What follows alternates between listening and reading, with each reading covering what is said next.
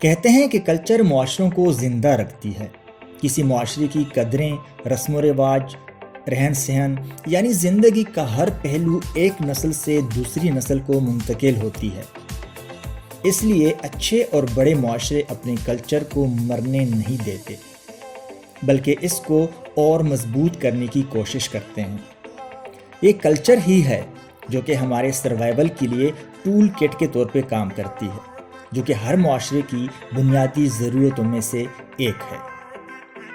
اگر آپ ہمارے چینل پہ نئے ہیں تو ہمارے چینل کو سبسکرائب کریں اور بیل آئیکن بٹن پریس کرنا ہرگز نہ بھولیں تاکہ آنے والی ویڈیوز کی نوٹیفیکیشن آپ کو ملتی رہے۔ اس لیے مارکوس گاروے کہتے ہیں وہ لوگ جن کو اپنے ماضی، اپنے علاقے، اپنے رواج، اپنے کلچر کا علم نہ ہو، ان کی مثال اس درخت جیسی ہے جو جڑوں کے بغیر ہو۔ بالکل اسی طرح معروف آرٹسٹ جمال شاہ صاحب نے بھی سوچا کہ ہم بھی اپنے کلچر کو زندہ رکھیں گے اور انشاءاللہ اپنے کلچر کو اپنے آنے والی نسلوں کو منتقل کریں گے۔ اسی سوچ کو لے کر جمال شاہ صاحب نے F9 پارک میں ایک پرانے بلڈنگ کو اسلام آباد آرٹ گیلری بنا دیا۔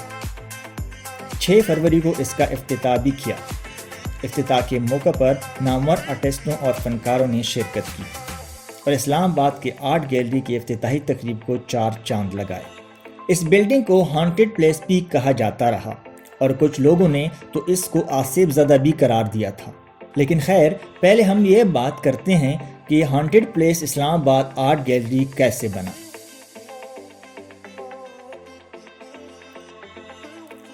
سب سے پہلے جمال شاہ صاحب نے یہ انیشیٹو لیا اور اس کے کیوریٹر یعنی میوزیوگرافر بھی جمال شاہ صاحب ہی ہیں۔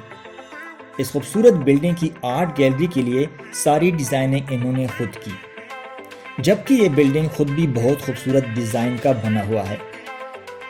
اور اس بلڈنگ کی خاص بات یہ ہے کہ اگر آپ اس کے اندر کھڑے ہیں تو آپ باہر کا سارا نظارہ دیکھ سکتے ہیں، اور اگر آپ اس بلڈنگ کے باہر کھڑے ہیں تو آپ اس آرٹ گیلری کو بھی اندر تک دیکھ سکتے ہیں، اور اس کے راؤنڈ اباؤٹ کی گرینری اس کی خوبصورتی کو اور بڑھا دیتی ہے۔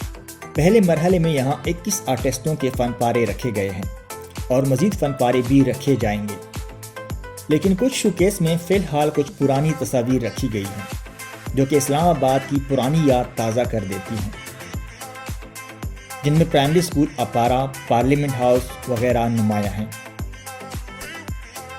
اس رینوویشن کی تمام تر ذمہ داری ہنرکندہ انسٹیٹیوٹ نے پوری کی، جو کہ جمال شاہ صاحب کی زیر نگرانی ہے۔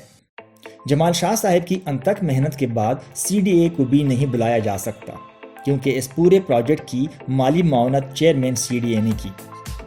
افتتاحی تقریب میں چیئرمین CDA نے کہا کہ F9 پارک کی حالت بہت خراب تھی۔ ہم نے انتھک کوششوں سے اس کو ریسٹور کیا۔